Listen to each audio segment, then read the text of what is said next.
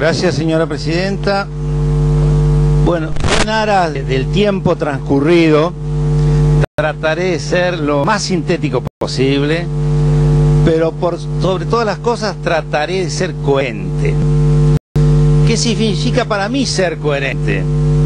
Si no estoy de acuerdo con un proyecto de ley en su conjunto, no votarlo. Y si creo que el tema es trascendente, no abstenerme. Plantear consecuentemente lo que creo que debe ser. Insistir, sostenerlo con un dictamen y con una propuesta que pienso que es superadora al margen del resultado y con respeto a la mayoría que disponga lo contrario. Creo que eso forma parte de esta coherencia que hoy he escuchado insistentemente y que me ha sorprendido, porque en aras de ese dicho he visto manifestaciones que de coherentes no tiene absolutamente nada. Quiero manifestar que en particular voy a estar sustentando la propuesta y el dictamen propio que los diputados Ferrari, la diputada Camaño, el diputado Madeo, el diputado Pérez y el diputado Tomás vienen sosteniendo y que van a ser presentados en tiempo y forma. Y en ese documento, en ese dictamen, esa propuesta, queremos decir que estamos a favor de la declaración de interés público nacional y consecuentemente de su expropiación, pero no de su forma, de sus maneras, de sus contenidos, y por eso rechazamos el proyecto oficial y proponemos uno alternativo. Lo que nosotros queremos y lo que voy a intentar plantear es una serie de modificaciones en los distintos articulados del proyecto que ha sido aprobado por el Senado de la Nación y que hoy está en consideración de esta comisión y seguramente la semana que viene en consideración del Pleno. Nosotros hemos planteado en ese dictamen distintas modificaciones. Yo iba a desarrollar varias de ellas, voy a mencionarlas, pero voy a tratar de desarrollar solo los que yo considero más importantes. Hemos planteado en el artículo 2 una modificación sustancial, siguiendo en alguna medida lo que ha planteado el diputado Pino Solanas, y es la necesidad de que el Poder Ejecutivo Nacional formule y remita al Congreso en el más breve plazo un proyecto de ley a efectos de introducir las reformas que sean necesarias en los instrumentos legales que regulan la actividad hidrocarburífera a los fines de la presente, garantizando previsibilidad y seguridad jurídica. Hemos pedido la constitución de un grupo de trabajo con la participación de funcionarios competentes en la materia, así como especialistas sugeridos por la Comisión de Energía de ambas cámaras del Congreso. En el artículo 4 le queremos dar contenido al Consejo Federal de Hidrocarburos. Un consejo que en el proyecto oficial suena vacío, porque incorpora a las provincias, a la ciudad de Buenos Aires, pone una cantidad muy grande de funcionarios del Poder Ejecutivo, presidente y 4 ministros, pero en definitiva no le da ninguna función determinada. Nosotros planteamos un representante del Poder Ejecutivo, los representantes de las provincias de la ciudad autónoma, y a continuación, en el artículo 5, establecemos las funciones del Consejo Federal de Hidrocarburos, que es suficientemente amplia y que es similar a la que tiene el Consejo Nacional de Políticas Energéticas de Brasil. O sea que tenga sentido crear un organismo cuando por otra parte el proyecto oficial aparece el grupo de provincias petroleras que son en definitiva las que en el proyecto oficial se quedan con las acciones y consecuentemente las que tienen una participación debida. Cuando hablamos de la expropiación, en el artículo 7, planteamos la expropiación por el 50%, pero representado por un igual porcentaje de las acciones de dicha empresa pertenecientes a Repsol YPF y a Petersen Energía Sociedad Anónima, sus controlantes o controladas en forma directa o indirecta proporcional a sus respectivas tenencias. O sea, no hay una razonabilidad para que se deje afuera a Petersen. No hay una razonabilidad para que esté afuera el grupo Eskenazi, con todo lo que aquí se ha señalado y que yo no voy a repetir. En el artículo 8 planteamos el tema de la distribución de las acciones del Estado. Decimos que el 51% al Estado Nacional y el 49% se distribuirá entre las provincias y la Ciudad Autónoma de Buenos Aires en los términos que se establezcan en el ámbito del Consejo Federal de Hidrocarburos, creado en el artículo 4. Tenemos que terminar con el agravio a las provincias. Las provincias son, en gran parte, provincias que tienen características muy especiales. Yo voy a hablar por la provincia de Buenos Aires.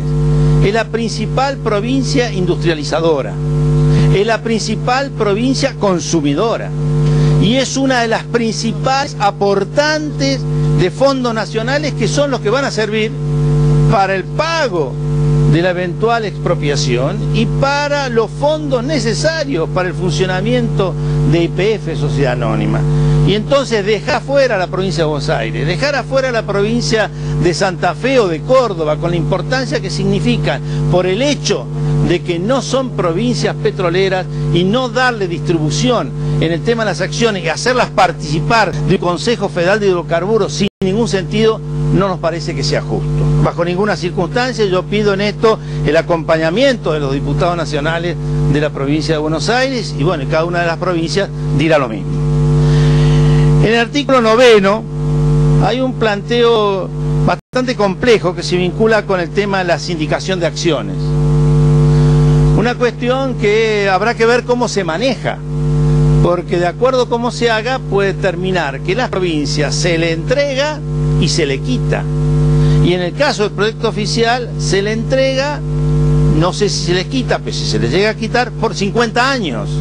Nos parece un plazo extremadamente excesivo. Nosotros lo hemos bajado a 20 años, pero planteamos que el tema de la sindicación de acciones sea resuelto en este Consejo Federal, sea una manifestación del Consejo Federal y no una decisión que después termine siendo tomada por el Gobierno Nacional. En el artículo 13 está un tema que recién Landó hacía mención y que a nosotros no nos queda claro, que es el tema del pago. Él mencionó muy claramente las normas de la Constitución Nacional y yo por supuesto estoy de acuerdo, son así como él las señaló. Pero ahí está la consignación no está prevista. Entonces nosotros planteamos que sin perjuicio de las normas que se vinculan de la ley 21.499, la consignación debe ser judicial y el valor que se determine por las oficinas técnicas competentes. Debe haber consignación judicial, debe haber determinación de valor. Y acá aparece en los últimos capítulos, rápidamente lo estoy planteando, lo que nosotros creemos que es la cuestión más compleja. En el artículo 15 aparece el tema de YPF, Sociedad Anónima, sujeta a las disposiciones de la ley 19.550, o sea, sociedad del derecho privado, sin ningún tipo de control y regulación de ninguna naturaleza, que nosotros consideramos que no debe ser así bajo ninguna circunstancia. Y consecuentemente nosotros agregamos un párrafo y planteamos que estará sometida a sí mismo, sacamos la parte de que tiene control y agregamos un párrafo que dice que estará sometida a sí mismo a los controles internos y externos del sector público nacional en los términos de la ley 24.156. Expropiamos las acciones mayoritarias de YPF Sociedad Anónima y el Estado lo deja librado a la suerte de cualquier sociedad anónima que ustedes se puedan llegar a imaginar de privado. No es serio, no es justo. En el artículo 17 aparece otro tema extremadamente preocupante. Yo digo que estos dos artículos, junto con el agravio a las provincias, para mí son las cuestiones más complejas de este proyecto de ley que nosotros no podemos acompañar. Y es que, de acuerdo al artículo 17 del proyecto oficial, YPF Sociedad Anónima, así se la menciona, YPF Sociedad Anónima, para no dejar ninguna duda que es una entidad de derecho privado, podrá realizar cualquier tipo de acuerdo, de cualquier naturaleza, con asociaciones estratégicas, joint ventures, transitores de empresas, todo tipo de acuerdos, con empresas públicas o privadas o mixtas, nacionales o extranjeras. ¿Dónde queda la bandera nacional esta que nos estamos envolviendo para decir que estamos haciendo una reivindicación? No lo veo. Consecuentemente, nosotros hemos puesto un agregado que dice, debiendo informar previamente el Honorable Congreso de la Nación a través de la comisión bicameral que se crea en la presente. Y ahí aparece un título nuevo que ahora voy a decir rápidamente. Y aparece también un artículo nuevo, que es el 18. Bajo ningún concepto YPF Sociedad Anónima podrá financiar directa o indirectamente al Tesoro Nacional, más allá de sus obligaciones tributarias. Yo lo escuchaba hace un rato a Tunesi y a otros dirigentes radicales hablar y reivindicarlo a Mosconi. A Pino Solana, reivindicándolo a Mosconi en el sentido de que decía que si gastaban un lápiz tenían que devolver el pedacito del lápiz, si no lo entregaba a otro. O sea, había una cuestión austera, realmente profunda, intensa. Bueno, aseguremos la austeridad, aseguremos la transparencia, que YPF no financie directa o indirectamente al Tesoro Nacional. Salvo, por supuesto, sus obligaciones tributarias son muy importantes.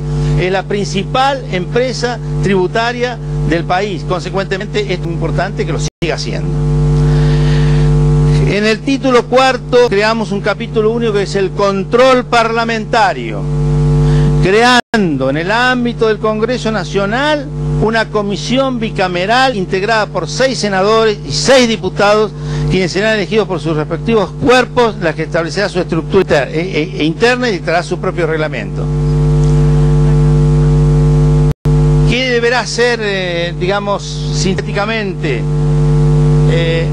Informar al cuerpo con relación al directorio de YPF, las asociaciones estratégicas, los joint ventures, las unidades transitorias, esto que mencionamos en el artículo 17, la remoción y nombramiento de directores o gerentes generales, la emisión dentro y fuera del país en moneda extranjera de debentures, obligaciones negociables y otros títulos de deuda, la creación, supresión, reestructuración o traslado de dependencias o sectores de la empresa, escuchar la memoria, inventario, balance general, toda modificación del régimen de contratación de la sociedad y ver su presupuesto anual.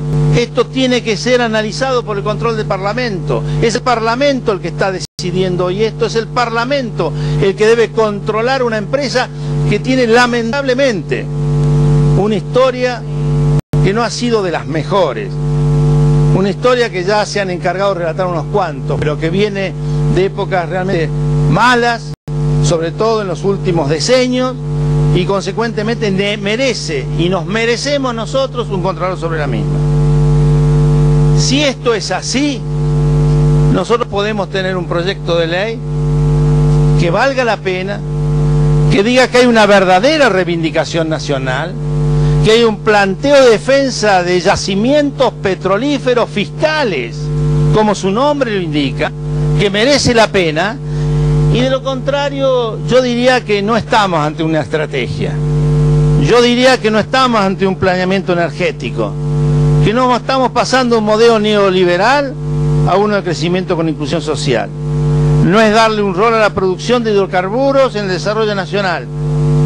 Yo diría que si esto es como se viene del Senado y se plantea por el oficialismo, estaríamos ante una búsqueda de un nuevo negocio, y así se verá lamentablemente, o así se ve lamentablemente, fundamentalmente en el artículo 17. Muchísimas gracias, señor presidente. Gracias, diputado.